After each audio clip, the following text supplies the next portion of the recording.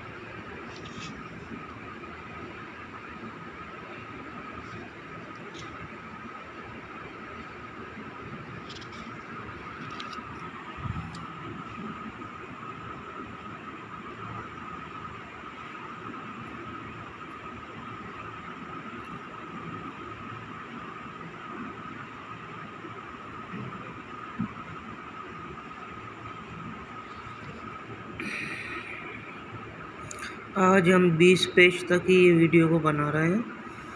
हमारी वीडियो को पूरी वीडियो को हमारी को देखें और ज़्यादा से ज़्यादा शेयर करें, इल्म दिल में इजाफा करें।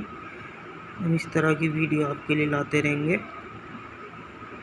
दीनी मालूमात हासिल करने के लिए हमारे चैनल को सब्सक्राइब कर दें, बेल आइकन को प्रेस कर दें ताकि हर आने वाली वीडियो आप तक पहुँचती रहे और आगे बहुत रूहानी इलाज लाने हैं हमें।